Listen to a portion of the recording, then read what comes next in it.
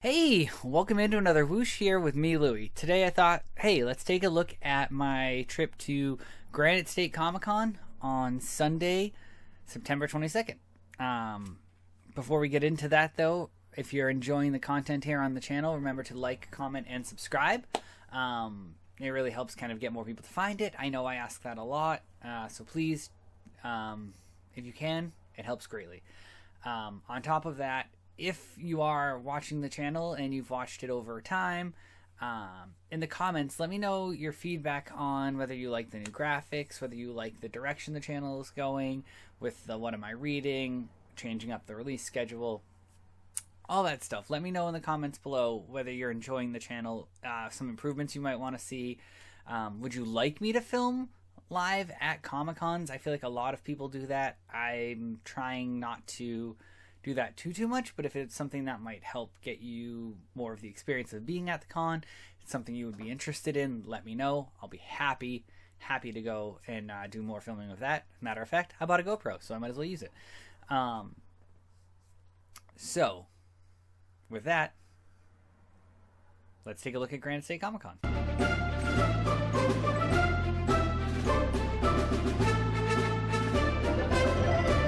So, Granite State Comic Con is a Comic Con that's been on my list for a little bit. I've wanted to go in past years, and I just haven't been able to make it work. This year was a balancing act like I've never done before. Spoiler, I just came back from a 2-week trip to Japan, Saturday, September 21st, and I was planning to go Sunday, September 22nd, to go to the con. So, yeah, scheduling. Something I'm strongly great at. But I did want to do that, and while I was actually on vacation, Bobby from Bobby's Retro World reached out and asked if I would be definitely going to the con and if I would be willing to help out a friend of his at Geek Boutique. And I was like, absolutely. Like, let me jump in and see what I can do to help there. So, special thank you to Geek Boutique for allowing me to help them at the show. I'll link them in the description below, not the comments, in the description below, so you can go look at their shop online. They have a lot of great comic books available, but outside of comic books, they have retro video games, pop culture items. So definitely go check them out. And like I said, linked in the description below. So yeah, after going there to help them out, I also got to do some stuff for myself. I did have a chance to meet Nolan North, who is from Uncharted. He also makes a small cameo in the Uncharted movie. He's the gentleman on the beach when Tom Holland comes out of the water. And he was awesome. One of the things I had him sign was a PS4, the Uncharted PS4 cover. And he was like, oh, you're one of the smart ones. You brought just the cover, not the whole PS4. We got into a discussion about how he had a habit of telling people, oh, you could take that off. But it was after they had already brought him the whole PS4 to have signed. And he told me about a gentleman who was carrying around 2 of them one day. And I was like, oh. He's like, yeah, I kind of stopped doing it because it was really starting to disappoint people. I was like, I could see how that would do that. I mean, he was wicked nice, though. An absolute gem of a human being to meet. And it was a great, just small little discussion with him. On top of that, I also had the chance to meet, I'm going to call them Pinky and the Brain, because I quote them in my household all the time when my wife is like, what are we doing tonight? I'm like, the same thing we do every night, Pinky. Try and take over the world. So I had the chance to meet Maurice LaMarche, I believe is how you say his name. He was the Brain. He was also Mr. Big in Zootopia. And my wife comes from an Italian family, so I had him sign a Mr. Big print for her, which he wrote, don't take no skunk butt rugs from nobody. Signed Mr. Big. And super nice guy. Absolute amazing interaction. Had to get a picture with him. It was phenomenal. Absolutely one of the best Comic-Con interactions I think I've had. He was great. And then next up, probably my favorite interaction of the day from just like a personal standpoint of like just talking with them, is Rob Paulsen, who voiced Pinky and Pinky and the Brain. Also, he was Raph in the 1990s Ninja Turtles cartoon. He, for me, one of the really, really cool things, for anybody who doesn't know, my sister loves Lilo and Stitch. I also happen to love some of the characters from Lilo and Stitch, and one of those characters is Reuben. If you don't know Reuben, go look up Lilo and Stitch, the animated series. He is the sandwich making experiment, and he's amazing. And Rob Paulsen also voiced him. So I made sure to go meet him. I actually got a Christmas present for someone else, not my sister, from meeting him. But I did get a picture with him, so I could then rub it in my sister's face that I met Reuben. If there was a Reuben picture there, I would have gotten her something signed by him. I'm not heartless, I promise. But there wasn't, so I just got a picture to send her and be like, I met Reuben in your face. Because no matter how old you get, you still love to rub things in your sibling's face. That's just family. But he was awesome. At one point, he had to go step away from the line and do a photo op with the other Ninja Turtles there. And he came and he apologized to the line, and he was great. He honestly was extremely, extremely personable. Very, very aware of his line, took his time to actually talk to and get to know everybody. Shout out to the gentleman in line behind me who had a Reuben Funko Pop, and when Rob saw that, he got wicked excited. So I didn't stick around for their interaction, but I know that the guy behind me was wicked excited to meet him for Reuben, and I guarantee you he had an amazing interaction with Rob as well. So absolutely, if you can meet both of them at a Comic-Con, I recommend highly going out of your way to meet Rob Paulsen and Maurice LaMarche at the con. They are phenomenal. So, I know I said celebrities. I've done some meet and greets. But it's a Comic-Con, right? So, spoiler, I bought one comic all day. And nope, it was not a big book. It was not something off my list. It was actually, might be more of a trade paperback than a comic itself, but I bought this book right here. It's called Murder Hobo, Big Floppy Edition. It was done by Joseph Schmalke, and I believe drawn by Ryan Brown, if I am not mistaken. Yes, Ryan G. Brown. And I got my copy signed by both of them. I have not had a chance to read this yet. It is on my weekend to read list this weekend, now that I'll have time.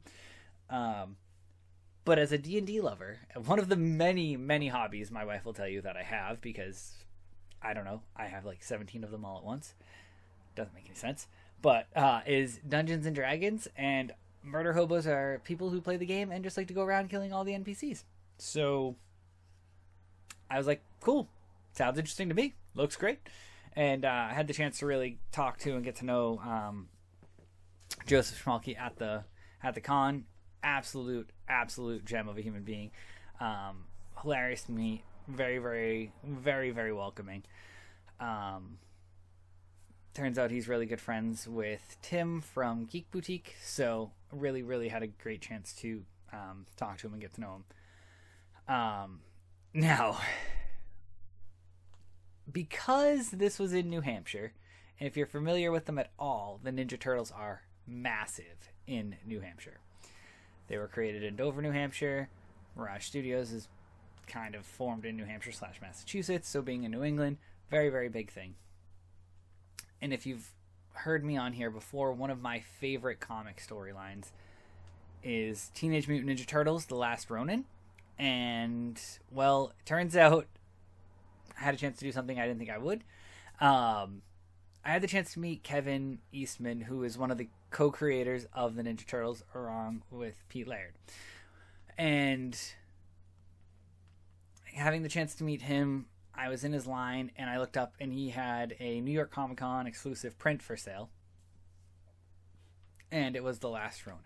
So I was already signed, but one of the things you could do is you could get him to add on a remark. Or you could have him sign something you had with a remark. So I bought the print, and I asked the gentleman, I was like, oh, if I wanted to add on a remark, how much extra would it cost me? And it was like $25 extra to add on the remark. So this is what my poster looked like after meeting Kevin Eastman. That is not what my poster looked like by the end of the day. Originally, he was the only person who I was going to have do a remark on there, but as I tell the story, we'll see. We'll see what happened. I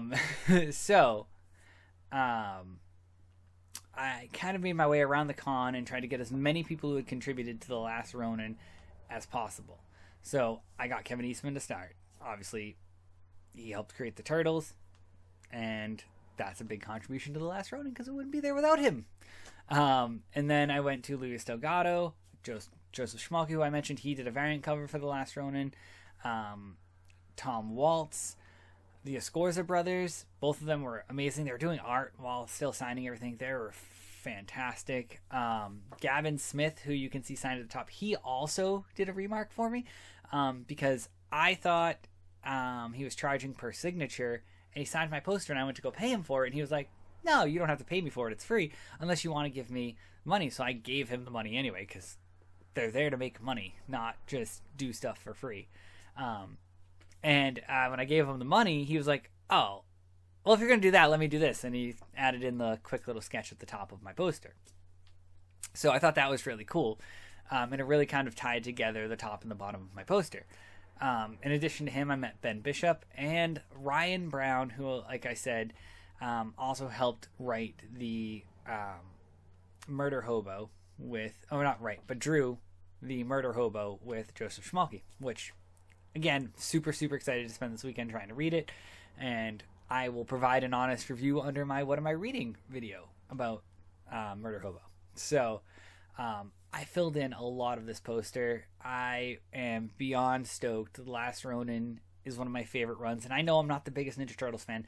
Self-admitted, not a massive, massive Ninja Turtles fan, but that storyline resonates so well. It's so good. If you haven't read it, do yourself the massive, massive favor of going to read it. You will likely end up enjoying it. I don't want to guarantee it because it might not be for everybody, but it is a phenomenal, phenomenal story, and you don't have to worry about it being too childish. It is phenomenal. Now, the last thing I picked up for myself was actually a poster signed by Steve Levine. I think it's Levine. I'm really bad at last name pronunciations, to be completely honest. He was one of the original illustrators for a lot of the Ninja Turtles merchandise from when inception to, I believe, present day. He might still design some.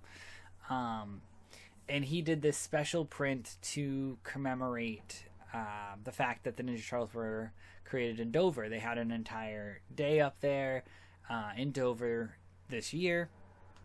They had a mini-con, as they called it. That was a whole celebration of the Ninja Turtles. Well, he did this print that had all of them in it. And I got him to sign it. He's the only one to sign this print because it's his print.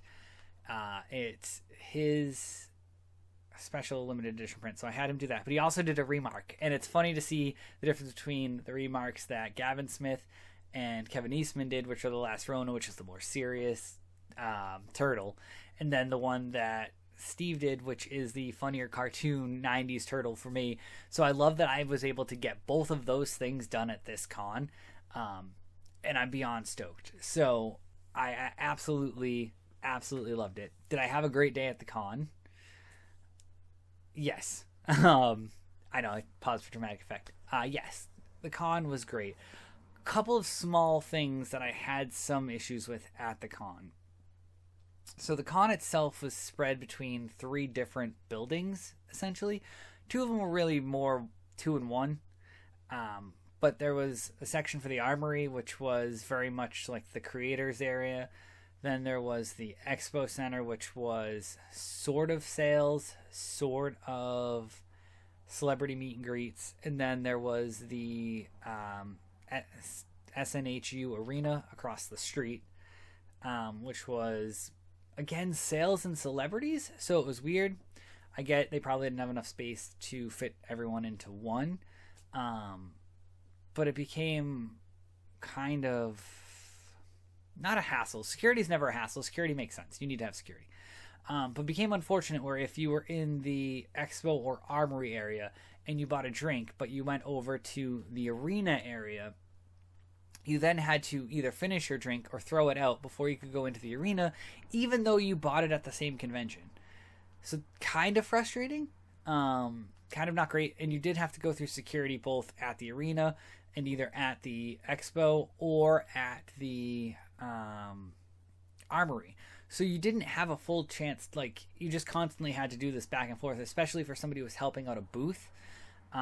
Going back and forth became somewhat of a hassle where I just started throwing everything in my backpack, and then I would just go to security, take off my backpack, and have them go through everything. Not the most convenient way to do a con in the first place for me, but it became the best way to deal with all of that. But if that's my one nitpick of the show, that their security was a little bit extra, that's not the worst thing for me. Like I said, safety matters, so they got to do what they got to do. But the con itself was pretty great. The volunteers were phenomenal. Yeah, I don't have a lot of complaints about it. For my first time going to Granite State Comic Con, it only being one day, I felt like I fit in a ton. I can't emphasize enough how excited I am for both of my Ninja Turtles posters, even though, again, not the biggest Turtles fan. I do love the Turtles. They're just not like top of my list.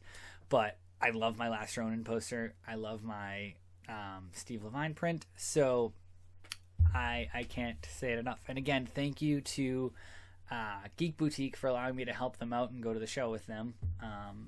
Yeah. That's it for me. Let me know, did you go to Granite State Comic Con? Did you enjoy it? There's some things you would fix, some things you didn't. Who did you meet? And yeah, let me know in the comments below. And we'll catch you here next time.